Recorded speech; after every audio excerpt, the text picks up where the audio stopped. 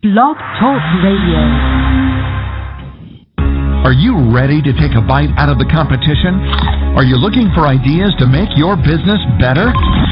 Welcome to the Core Business Show with Tim Jacquet, sponsored by Apple Capital Group. At the core of every successful business, you'll find people making a difference. And with each episode of the Core Business Show, we talk with those people, examine those ideas, and explore the strategies that make them special. Now, the host of the Core Business Show, Tim Jacquet. Hello and welcome to another episode of the Core Business Show. I'm Tim Jacquet, your host. Today, my guest is the author presenting your voice, your new voice, Speech Communication Skills for the 21st Century, CD with Bill Patty. If you'd like to speak to Bill, please give him a call at 347-324-3460, 347-324-3460, or you can pose your question in the chat room. Well, Bill, welcome to the program.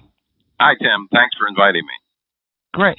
I guess to begin with, kind of tell us about yourself and how did you all of a sudden decide to write the CD?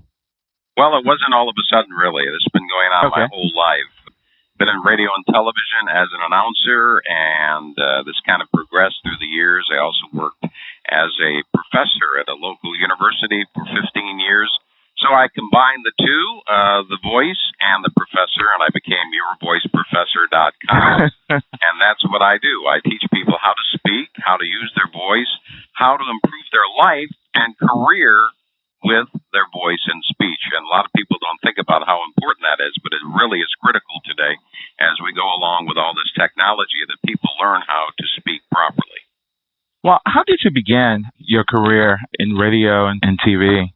Well, this is what I wanted to do right from I'm one of those rare people that knew when I was 10 years old, believe it or not, and had not had my voice change yet, that I wanted to be a disc jockey. So I would listen to disc jockeys on the radio, and my father bought me this tape recorder, and this is many years ago, and I would sit down and record the music, and then when the music was done, I would take the microphone and I would be the DJ.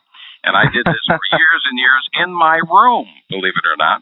And I lived up north where it was snowing most of the year, so I had a lot of free time on my hands.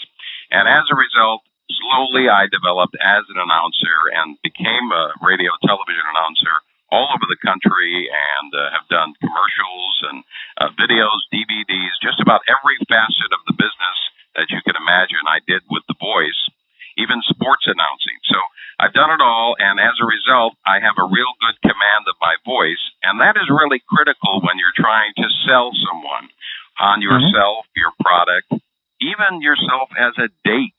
You know, people, this online dating is crazy today, and I'm actually on that. I'm divorced again, so I'm online dating and learning that the voice with a woman, or vice versa, the woman with the man, is really critical to finding a better looking, better, more suitable date for yourself.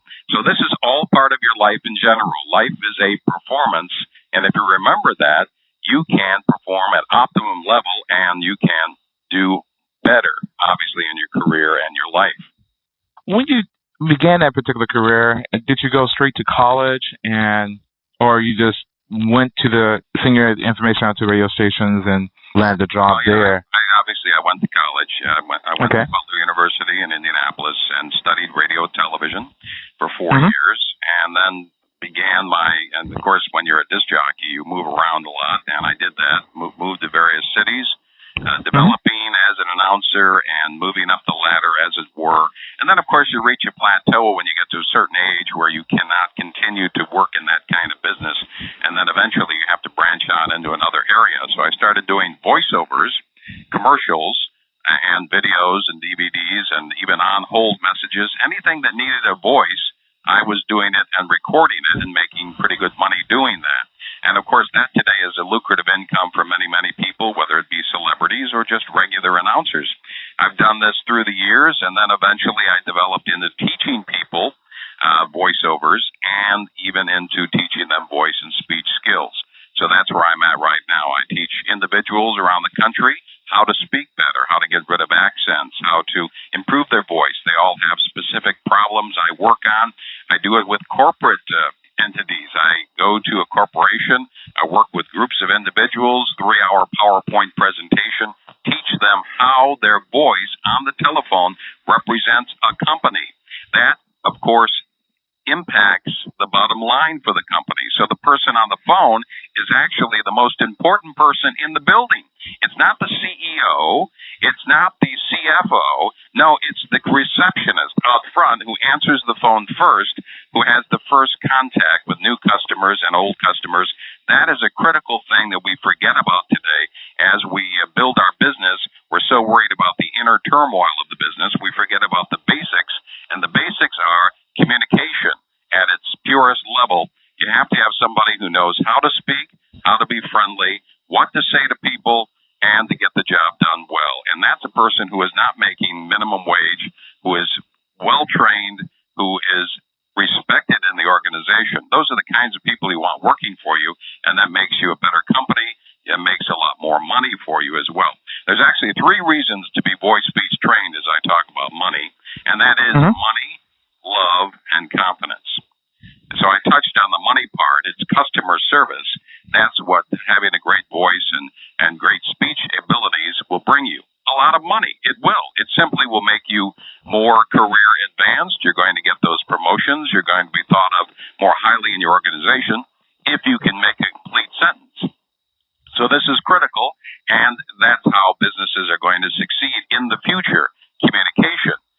If you go to a McDonald's today, for example, just not to pick on the number 1 hamburger chain, but this is the place that I go to, and I go to the drive-up teller, and I try to understand what that person on the other end of the speaker is talking to me about. I just ordered a hamburger and fries, and they mumbled back something to me on the speaker. I'm not even sure what they said, because no one took that 18-year-old and said, in 3 hours, here's what you do with your mouth. You have to open your mouth. You have to use your jaw, your tongue, all the parts of your mouth, and it all has to work in conjunction with your brain. You have to slow down, speak slowly, and quit mumbling. If you allow someone to learn that in a very short period of time, a few hours, that will improve their delivery, improve your business, and people will smile when they come in and see you. McDonald's, of course, has a problem. They don't want to train those people, so they put a big screen up at most of their McDonald's now. It tells you how much money you owe and what you just ordered, because you have no idea what the person is saying on the speaker. So that's the way they solve their problem. But the real way to do it is to teach people how to speak properly. This is a really important thing for the new century, that people communicate well. So we talked about money, and I'm going to move on to love. Are you a single guy, Tim? Married.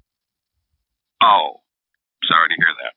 Well, the fact of the matter is the question that they always say in comedy is, are you happy or are you married?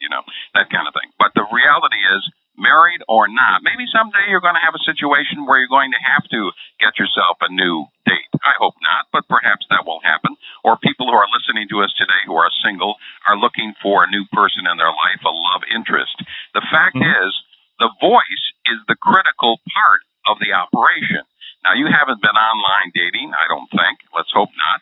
But I have, so I know that the first thing that happens when you meet a woman online is you write them an email. Well, that's kind of an easy thing to do, but it's impersonal. The next step is to talk on the telephone. So if you have a great voice and you can really make a great speech to this woman, you're probably going to be more successful than somebody who is stuttering and mumbling and sputtering along and doesn't know how to really use their voice properly, and perhaps has a voice that is not pleasant to listen to. That's a part of the whole thing. There's something called the Barry White effect when it comes to love. Are you familiar with Barry White at all? He's a singer, a very famous singer. Absolutely. He's from Texas. Oh, all right. I didn't know he was from Texas. Yeah, from Galveston, Texas. Galveston, Texas. Outside, yeah, Galveston. He's outside of Houston. It's the island right there at the tip of Houston. So when you and the woman on Friday night are getting ready for a big hot date, you fire up that Barry White CD? Absolutely. Good. And a lot of people still do it. And Barry White is very popular with females in particular because he had a voice down to his toenails when he sang a love song. Wow. You get results with Barry White music. So the reality is they did this Barry White effect, which was they tested Barry's speaking voice against another gentleman for 100 random women, and they asked them, who would they like to meet? This gentleman here is Barry, and the other gentleman, and they all picked Barry, of course, because Barry has such a great voice, and they were disappointed to learn he died in 2003. This is a man who sold 100 million records, 5 Grammy Awards, but when you saw a picture of Barry, you would say, wow, this guy will never make it with women, but he did because of his voice, 7 children with 7 different women. That's Barry White, and still selling lots and lots of records today. That is the power of the voice when it comes to love.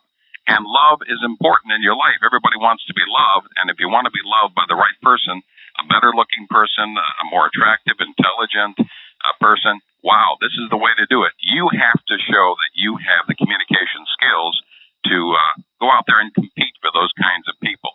So we have money, love, and then finally confidence. The third reason to be voice speech trained. Confidence is the ability to have, that ability to talk to people well, to not hesitate, to have a flow in your conversation, to be very confident when you meet them. Now, a lot of us are introverted. Now, you wouldn't believe it, but actually, I'm an introvert. But when I get out and talk, when I get out and perform, and I am a performer as well, I turn that switch on, and all of a sudden, I become an extrovert. Now, there's different types of introvert-extrovert situations. There's shy. A shy person basically doesn't want to meet people, but an introverted person like myself actually is perfectly competent talking to people. They would just rather be by themselves, okay? But as an introvert, you can still go out and meet people and talk and have a grand time, but you would probably rather stay at home and read a book. That's basically the difference. So depending on who you are, and you might be an extrovert as well, voice and speech training can really fill the void where you've been failing in the past. Now remember, in this century, we are totally committed to using our thumbs. We text, we Twitter, we're on the computer. If you see people with a cell phone walking down the street, you know you have to learn how to identify them from the top of their head, because their head is bowed down as they're looking at their cell phone walking down the street.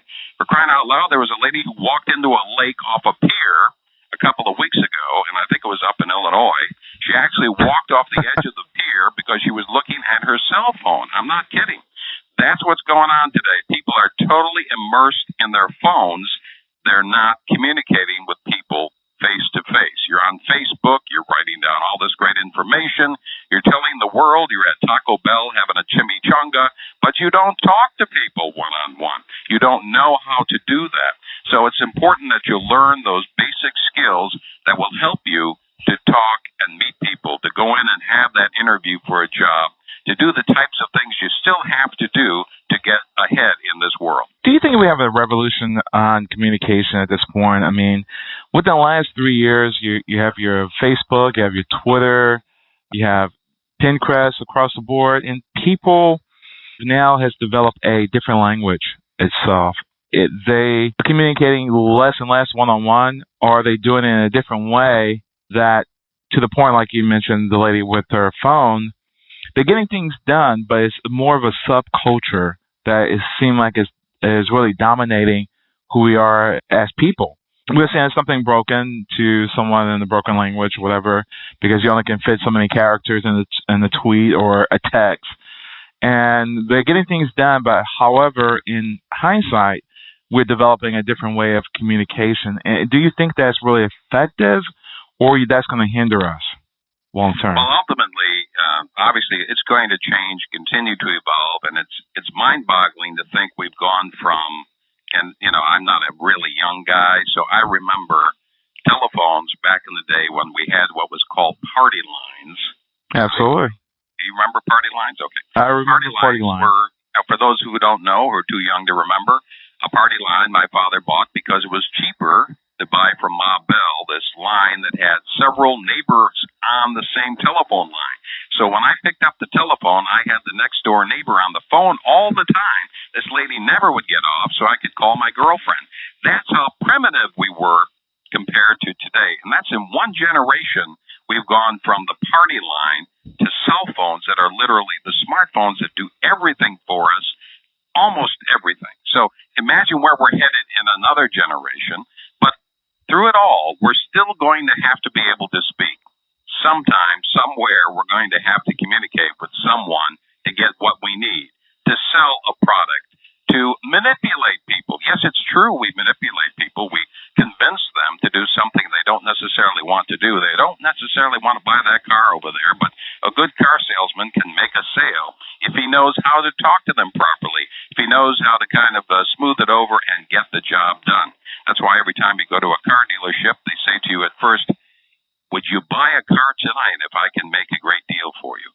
That is communication. That's what you have to do. You have to make the sale, close the deal. And that's what you're still going to have to do 100 years from now, regardless of where we are with the various technology that we're going to have and it's going to be developed. And it's mind-boggling to think where we'll be in 20 or 30 years from now. But it's also a little scary for a guy like me who grew up with party lines to have to figure out all the lingo. And it's true, they're changing communication. They're changing words. Everything has, we used to call it shorthand, believe it or not. Yeah, absolutely. There was a stenographer who would take shorthand in the office back in the day on a pad. She would write down these various scratches that would signify a word. So today we're doing that in a little different way. So I suspect that communication will not really affect anything overall. What really gets affected is that people are not touching one another one-on-one. And they're just giving the whole world information on the internet that may or may not be a good thing to do. I have kids, of course, who are all over Facebook, and some of the things they write on Facebook, I can't even believe they're telling people because I would never do that. That's just not the type of person I am. So it's changing everything in that way. But communication one-on-one, that's still something that's going to be critical for you down the road. If you learn how to do that properly, you will be head and shoulders above the rest because most of the others are going to be left behind in the pack. Okay. Let's take a station break real quick, and we'll come back and talk some more. Again, Bill Patty. You're listening to the Core Business Show, sponsored by Apple Capital Group. Apple Capital Group in Jacksonville, Florida, is a commercial lender that specializes in asset-based loans, equipment leasing and financing, invoice financing, commercial real estate loans, and asset-based financing in the U.S. and Canada. Apple Capital Group is a direct lender that lends on their private equity investment portfolio. 90% of most loans are decided within 2 hours, and vendor funding within 24 hours after documents are completed, with a one-page application. No slow no's, just a quick decision and a fast yes. To get more information about lending from Apple Capital Group, call 866-611-7457. That's 866-611-7457 to speak with one of our loan specialists. Or visit us right now at applecapitalgroup.com. Welcome back to the Core. Once again, here's Tim Jacquet. Well, thank you. Welcome back to the program. Bill Patty, yourvoiceprofessor.com. Question regarding, I guess, the way you got started with communication. You went to college, and I know in academia, we normally would just go by the book. You do it in a group assignment. How did that prepare you for your radio career, or it was mostly on hands? Then we'll take a question from a caller and probably like in the next couple of minutes. Well, the thing about college is you get out of it what you put into it. I mean, a lot of people slide through college today and basically just want to get a good grade and then graduate and get a great job, they hope. Mm-hmm. But the reality is it's all part of the overall experience of polishing yourself. As my father used to say, it gives you the polish you need in life. And that's true because you're meeting all kinds of different people. You're on your own for the first time in your life, and you're learning things, hopefully. When I went to Butler University, basically at that time they had their own college radio station, which was an FM station, and it was probably one of the most powerful ones in Indiana at the time. So when we broadcast on that thing, the whole state was hearing us, and we were just students. And I started actually as a freshman on air, and I was very lucky to be able to be a disc jockey. Wow. As a freshman. It was like, very unusual. So I basically got that 4 years of working in every kind of format and every kind of situation on air. So I was ready to go out and work at that point. But a lot of people in radio, they start out fresh out of high school and dive right into it that way and get the experience like that. But I think in the long run,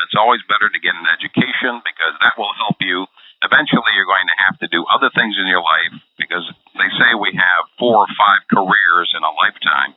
So you're going to need to have all those skills and experience down the road for decision making and finding a new path for your life as you get older. And that's the important thing to remember. Everything you do in your life, whether it be what you consider a menial job or an important job, is something that later on you'll be able to take and use down the road in another position, in another business. You don't realize it at the time, but all of that skill and knowledge that you acquire actually can be used in the future. So you're better off just enjoying the ride and take your time and have a great day. That's it. Great. We're going to take a caller. Please hold.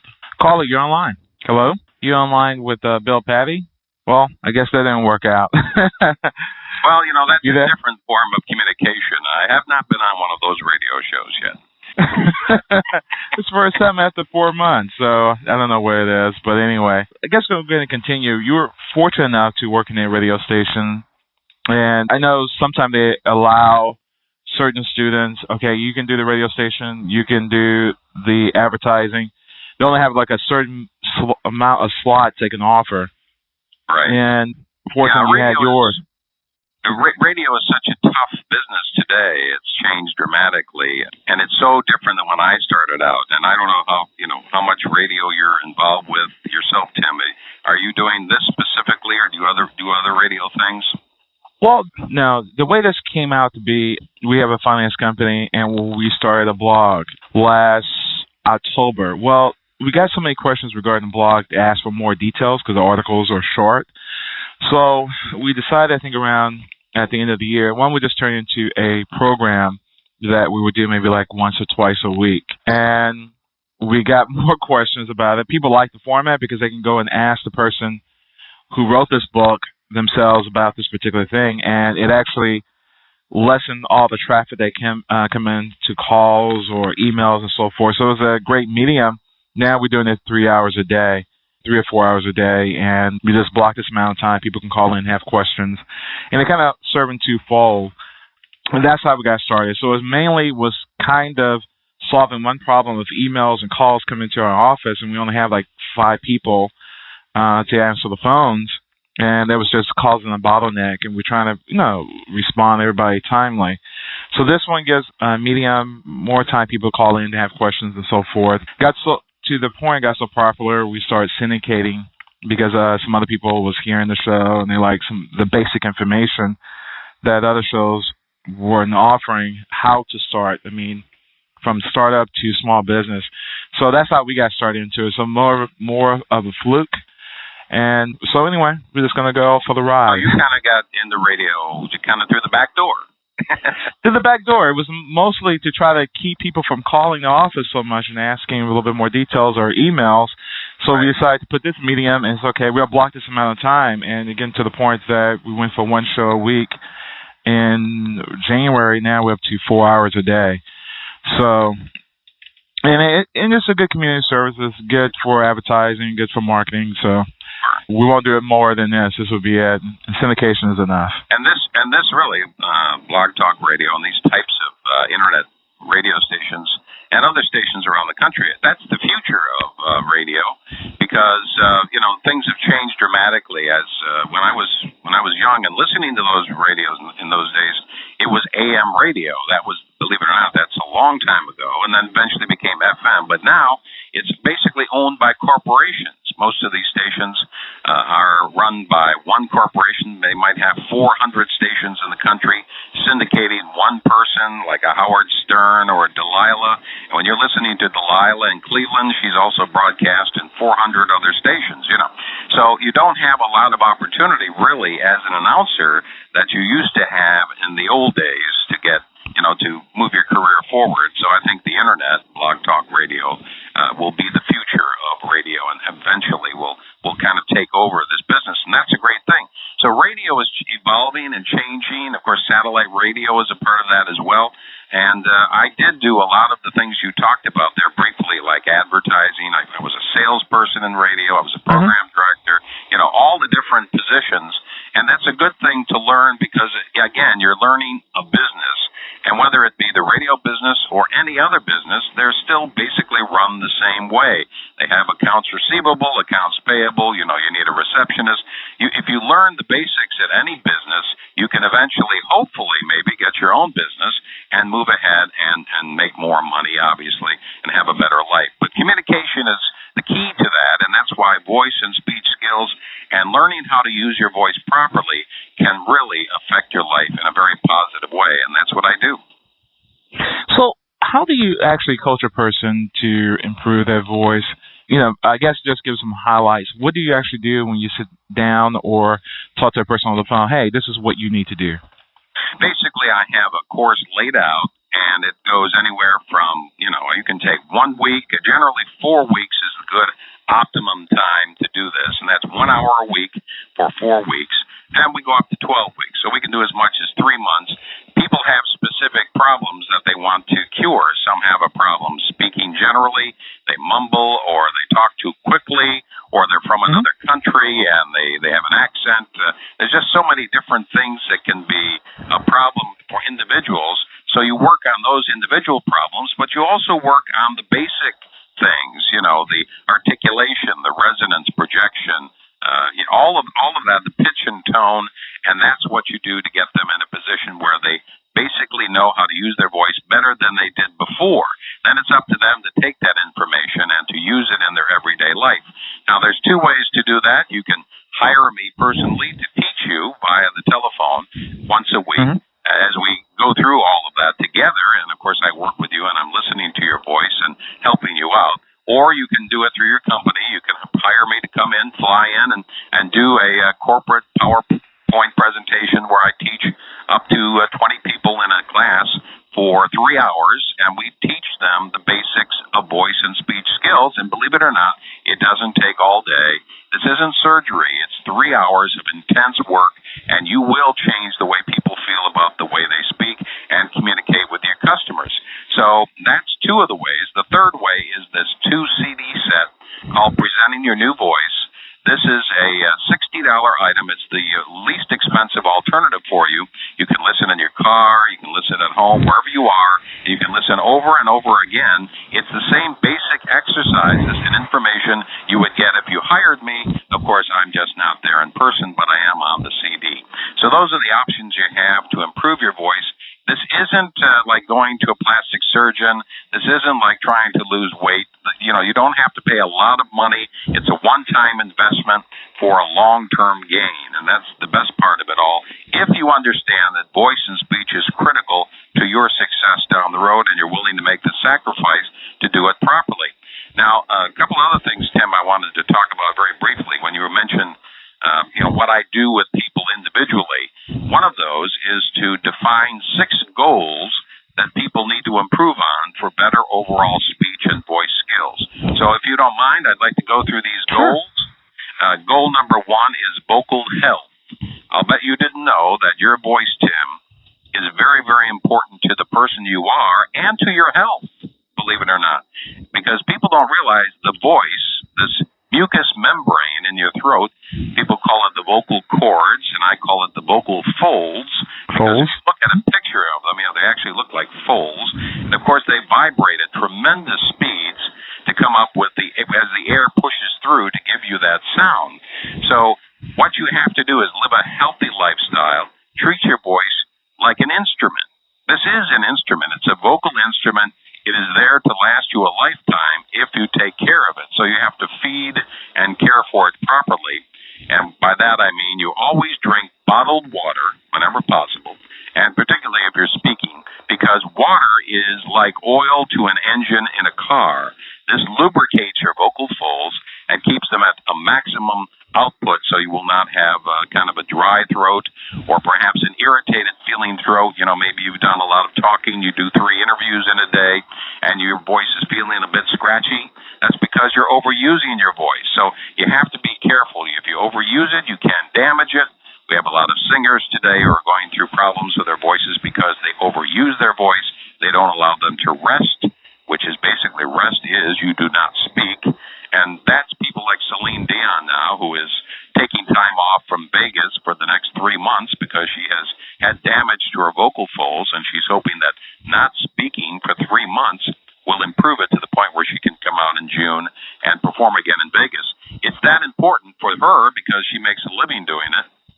For the rest of us, it also can be important because if we overuse our voice, we can get growths on our vocal folds. We can get other problems down there that can be very critical, even life-threatening. So you want to make sure that you take care of all of that. Watch out for things like air conditioning, fumes, smoke, allergies, colds. All of these things affect your vocal folds and your vocal health. So that's goal number one, to think about your voice as something you have to treat just as well you would treat the rest of your body. It's a part of your body. Goal number two is breathing. Now, Tim, what kind of a breather are you, do you think? That's a good question. Three types of breathers. Okay. And one of them is a nose breather. The second one is a throat breather. And the third one is the proper way to breathe, which is through the diaphragm. So a nose breather sounds like Snooki. You know Snooki from MTV? This is the way she talks, right up here through her nose all the time, because it's so easy to push the air up there, and it doesn't take very much effort. The problem is you can't get any volume when you're up there in your nose all the time. The other person is down here in their throat. They talk right here in this area, and they never push any air anywhere else, and this is really irritating my throat to do this, too, but people talk like this all the time. And the third way, and you can hear the difference in the voice, is where you're using your diaphragm, which is a sheet of muscle around the midsection of your body. That's where you get power in your voice. That's where singers get the air to deliver that long note at the end of the song. That's where you need to be breathing to develop great vocal production. So we're going to do a little exercise with you right now, Tim. We're going to have you do a bit of a breathing exercise here to see how much air you got in your lungs and whether you're in pretty good shape. How old of a gentleman are you? Unfortunately, 45. 45, that's very young. We're going to see if you're in good physical condition. And also, this is important to understand that when you're a speaker, you want to have a lot of oxygen, because oxygen is critical to speaking well, getting that projection and resonance you want. And when you're talking to people, you tend to get a little nervous, and that cuts down on your oxygen in your body. Stress will kind of tighten up your body, and sometimes you can get less air in. So you want to have as much oxygen as you can. So what we're going to do is we're going to say the days of the week together. I'm going to time you, and when you run out of air, I want you to stop talking. Okay, so you're just going to say Sunday, Monday, Tuesday, Wednesday, Thursday, Friday, Saturday. Just keep saying that over and over at any speed you like, but on one breath. And when you run out of breath, just stop talking, okay? So I'm going to give you a countdown. There we go. 3, 2, 1, and Sunday, Monday, Tuesday, Wednesday, Thursday, Friday, Saturday, Sunday, Monday, Tuesday, Wednesday, Friday, Saturday, Sunday, Monday, Tuesday, Wednesday, Thursday, Friday, Saturday, Sunday, Monday, Tuesday, Wednesday, Thursday, Friday, Monday, Tuesday. You're out of air? Am I? Out of it? Oh, my God. That was it? That was it. Seconds. You got 15 seconds. 20 seconds is pretty good. 30 seconds is great. 15 seconds needs some work, Tim. But you're learning. It's about, when with air, with oxygen, it's about letting out a little less air as you're talking, so you can conserve that oxygen for later when you get to the end of a sentence. Because if you don't have any oxygen at the end of a sentence, we have what's called glottal fry, where you run out of air and you sound like this. And there are people that talk like that on television, and they basically have never been trained how to speak properly because they do run out of air. And you don't want to do that because it sounds pretty silly to do that. Okay, goal number 3 is projection. Projection is the ability to throw your voice to the wall wherever you are, whatever room you're in. You should be able to fill a very large room with your voice without a microphone. If you're projecting properly, if you're taking that air from your diaphragm, bringing it up through your trachea, pharynx, out through your mouth, and to the wall with great projection and force, you can actually fill a room and not need a microphone. So that's the goal of proper projection. It also gives you a very full sound in your voice. So be very careful with this skill, though, because I have 2 divorces, and that's because the women I was married to would ride in a car with me. And inside a small car, when you project, as radio announcers tend to do, and I'm projecting right now, I'm not screaming, this is screaming, I'm projecting. I would talk in the car at this level, and they would say, "You're giving me a headache. You just talk too loud. You're always hollering." And I would say, "I'm not hollering. I'm projecting." They say, "I want a divorce." So be very careful with this. This is a powerful tool to learn how to project your voice, but you have to learn how to also bring your voice down a bit right here, particularly for females, because they get very nervous when you're talking at that level. So I'm at about a quarter now of what I can be in projection. You see, I brought it down. And that's what announcers do. When you hear an announcer bring his voice down here, now he's doing a movie trailer, and he's way down here with his throat. You ever go to a movie and you see those guys who are talking down here about an upcoming feature? You will not believe the excitement. And that's what you're getting. You're getting a guy who's using his voice and bringing the air down to a very small level, lowering his voice, and that's why he's a movie trailer guy. That's how you can use your voice in different ways and with different projections of air. Goal number 4 is resonance. What is resonance? Tim, do you know what resonance is? Was the wavy pattern of the voice itself? Well, it's the quality of the voice. I guess wavy pattern would be one way to look at it. Yeah, do you have a voice that people find pleasant to listen to, or do people find it irritating to listen to your voice? If they find it irritating, they tend to not want to listen to you. So you want a voice that people will find soothing and pleasant, and one that's not irritating. So you'll be able to make that sale, or push that product, or talk on the telephone, or whatever you have to do, or go on a date, and they'll feel very confident in what you're saying, and they will believe what you say, even though you may not know what the heck you're talking about. That's what this is about. Resonance, quality, and you'll get that with the proper breathing, projection, all of the things we're talking about today. Goal number 5 is pitch and tone. What is pitch and tone? Pitch and tone is the ability to make your voice kind of like a song.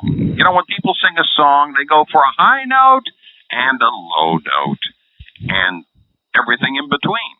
You do the same when you're speaking to someone. "Hey, how you doing? Good to see you. Man, you look fantastic." "Oh, I'm so sorry to hear about the death of your husband."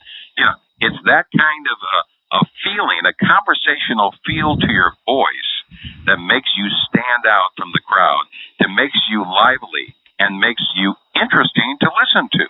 And a lot of people simply talk at one note. I call them the Ben Stein people. Ben Stein is the actor that was always featured in movies, and he's still on television a lot, and he has a voice that's got one note all the time. He was always the teacher. If you watch the old movie Ferris Bueller, he's the teacher, and he says, "Today we're going to have a very interesting lesson. It's going to be," he's on one note. He never changes the note.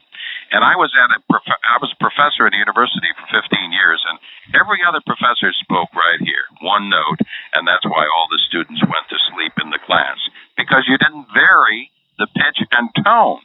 People are listening to the way you say things, not what you say. That's true. 87% of conversation is how you say it. 13% is what you're saying. So they're not really getting what you say. They're just understanding how you did it. Wow, that President Obama, man, he gave a great speech last night. What did he say? I have no idea what he said, but I really like the way he said it. Ronald Reagan, the same thing. Ronald Reagan just could say anything, and everybody says, the best speaker that ever lived as a president. Why is that? I have no idea what the heck he was talking about, but he can really deliver a speech off a teleprompter. So that's what you have to understand. People are really paying attention to what you're giving them, not necessarily the information you're giving them. That's critical. And you will have only 4 to 8 seconds to make that first impression on someone. Just 4 to 8 seconds to make that person like you. So you'd better be really unique and different. Okay, finally, goal number 6, articulation and pronunciation of consonants and syllables in words. If you're a lazy speaker, this is what happens. You'll say the word W-I-N-T-E-R, which is winter, but you might be lazy and say, it's a cold winter. Well, was it winter or winter? So you're actually taking the English language, changing the words, and now we don't understand exactly what you're saying to us because you're not really pronouncing each consonant syllable in each word. You have to do that.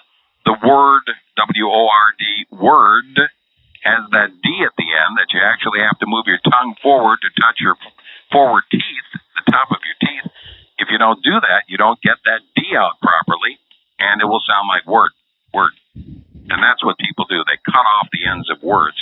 That affects how you are understood by other people. This is all part of learning to have the various goals in voice and speech that will make you a better speaker, a better person, a more successful person. And that's what this is about, making you a better person. Are you a better person now, Tim? Absolutely.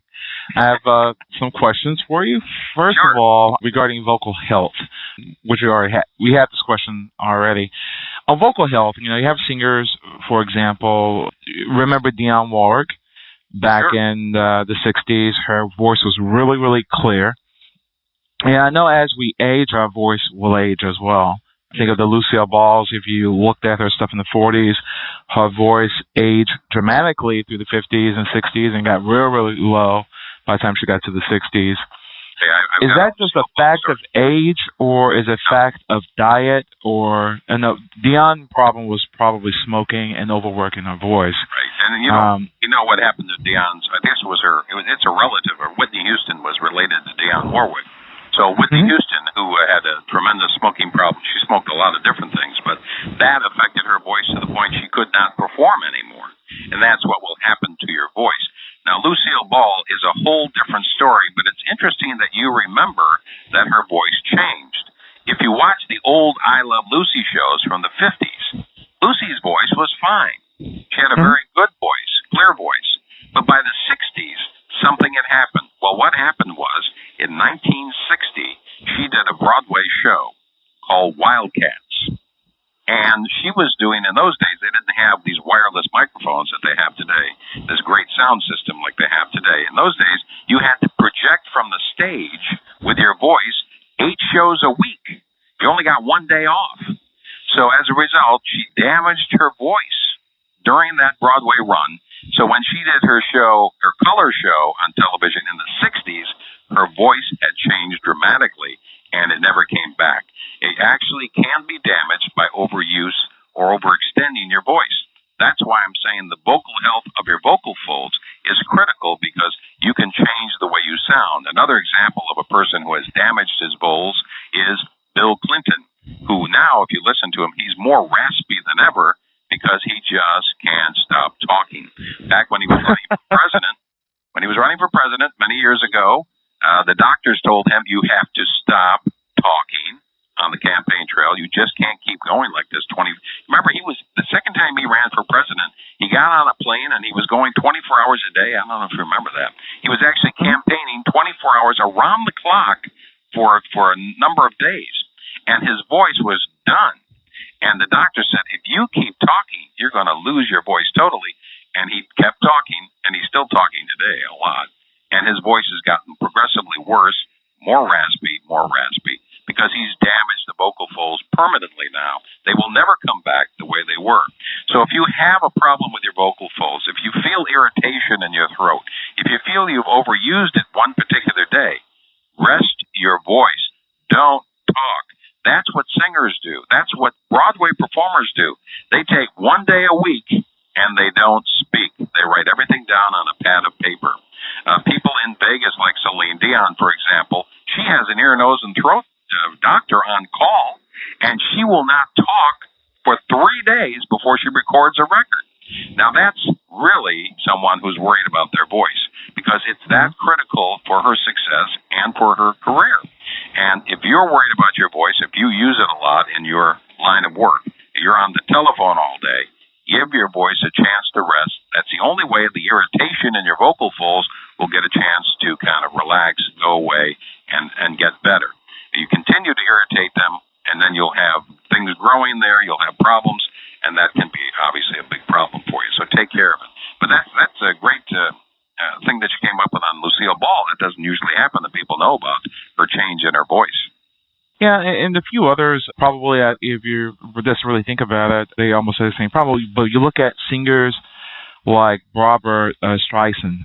She carefully, over the years, she just stopped. I mean, even if she's done Broadway and everything else, but she has a powerful voice. However, but she don't overwork herself. And her voice has changed. It's not as light as it was maybe 20 or 30 years ago, but she still has control of it. Yeah, Sinatra was the same. I mean, your voice does change to a certain extent, but the reality is it will sound pretty much the way it does now until you're about 80. When you get to be about 80 is when you kind of start sounding really old. So you can go for quite a few years. If you take care of your voice, it can stay with you for a long, long time. But there's singers, it's kind of difficult to say because obviously they're working it so hard, their voice, it's beyond the normal endurance of the vocal folds. So it just depends if Barbra Streisand's from the old school and she understands how valuable that voice is and how to take care of it. A lot of the young people today, particularly from American Idol, are having problems with their vocal folds immediately. The minute they win, they send them on the road, and they're just working every day. And you just can't do that. There's Justin Bieber now. He's another guy that's having major problems with his throat because he is overworking his voice. And you just can't continue to do that and not rest it. And that's what's going on. So some people like this Adele in England, she's had surgery already. There's a number of other singers who have had serious problems. They've had to take like a month or two off just to rest their voice and not speak in the hopes it will come back. It's a pretty serious thing and no matter what you do in your life and what your career is, if you're on the phone all day, it's going to affect your voice. So you have to take care of it. Okay. In closing, to kind of give us a broad view about your CD and also where to buy the CD and how can they contact you? You can contact me at yourvoiceprofessor.com. Again, yourvoiceprofessor.com. You will find on that website all the information about my individual classes to help you out and to solve individual voice-speech problems that you may have, or if you just want to improve the way you sound and speak and the way your voice sounds, that's where you can get a hold of me. Also, at the corporate level, whether you have a business, small or big, if you'd like to get your employees up to snuff and get them to the point where their voice is really helping your business and not hurting your business, that they understand how important it is to make a good presentation on the phone each and every time. This is a performance every day. You are a performer. You're not just a person answering the phone or talking on the phone. You are a performer representing that company, the first line of defense or offense with people who are listening to you on the other end of the line. So how you sound is critical to making more money for you and for the company. And, of course, that third least expensive way is my 2-CD set, Presenting Your New Voice. Again, available on the website, yourvoiceprofessor.com, for $60. You can purchase the CD. I will personally send it to you. And you can listen to this whenever you like, in your car, at home. You can listen over and over again to all the exercises and information, and you will develop a better speaking voice with that CD. Now, it's not as effective as the individual lessons or the corporate lessons because I'm there in person, but this is a good alternative if you don't have a lot of money to really improve the way you sound. So I hope you'll go to yourvoiceprofessor.com. I'm going to offer one other thing, Tim. For the first 5 people who call me, the first 5 people at 407-568-TALK, 407-568-8255, I'll give you a free 10-minute voice analysis on your voice, how it sounds to me, and how we can improve what I think needs to be improved and perhaps what you'd like to have improved with your voice. So I'll leave that offer on the table as well, Tim. Great. I really appreciate it. I do have one question here someone posed, just emailed me, regarding how do you actually solve the issues of people's dialect. And we have a whole paragraph here. Nancy from New Jersey, thank you. But she was kind of comparing the British, the American accents, which differ. And then she's saying in here how different regions of America differs. What a good question is, what do you think why we have this different dialect from one country that we're a part of going to America, for one, and number two, as we migrated throughout this country, why are we getting all these different dialects throughout this whole country? I mean, each region, which I agree, is different. Everything is different, and every country is like that. I've been to China, and they have 56 nationalities in China, all with different ways of speaking. So, and they have different dialects within different cities. Like we have different dialects within different cities or regions. If you're from Boston, you certainly have an accent. From the South, you have an accent. From New York City, you have an accent. So this is basically as a result of the people who settled there, what they brought with them at that time, and how the speech developed through the years. Now, regarding dialect and regionalisms, the fact of the matter is, if you are clear when you speak to someone, regardless of whether you're from India or China or Pakistan or wherever the heck you're from in the world, I can help you so that you're clear and you're understood. Because Americans will certainly, Americans are very, very lenient people when it comes to speech. They do not want to be rude to you. If they don't understand, many times they won't even say, "Can you repeat that?" They will just simply ask you to say it slowly and don't mumble, and please don't speed when you talk. And if you're clear enough to be understood, an accent is not a problem. Sometimes it can be a positive. I know we've got British people all over American television because I think Americans love to hear the British accent. That's why you've got Piers Morgan taking over for Larry King, and you have so many British people hosting television shows here because somehow there's a thought in people's minds that the Brits are smarter because of the way they sound, believe it or not. So and of course, conversely, some people are not as smart because of where they come from in the country. So that can work for you. It can work against you. But if you want to change a dialect, it can be done. It's a long process to really develop what we call the King's English, the middle of the country sound, from Peoria, Illinois, something all announcers want to do. They want you to not understand where they're from. Right now, you have no idea where I was born and raised because I have trained my voice and worked with my speech so that you do not know that I have any of those speech regionalisms that you might hear in New England or from California or the South. Actually, I'm from upstate New York, and everybody up there talks through their nose, but I have changed that, and I have gotten away from that, so you don't know. And when you go on television in any city in the United States and you look at the anchors, every anchor will sound exactly like the anchor in another city because we've all developed that King's English, the Peoria, Illinois attitude of you don't sound like you're from anywhere in particular, so you can move from city to city. Great. Well, thank you for being on the program today. I really, really appreciate it. And again, your website address is? yourvoiceprofessor.com. Great. Thank you, Bill. I really appreciate you coming on to the program. I mean, you've really been a blessing to us. Have a great day. I appreciate it. This has been another episode of the Core Business Show with Tim Jacquet. You can download this episode on iTunes or Blog Talk Radio. Thank you for listening. Have a great day. Thank you, Bill.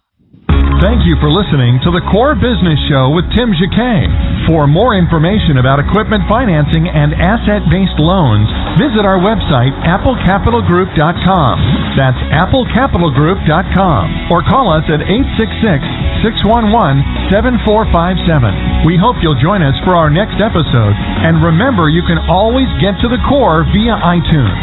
You'll find all our previous episodes there. And thanks again for listening to the Core Business Show with Tim Jacquet.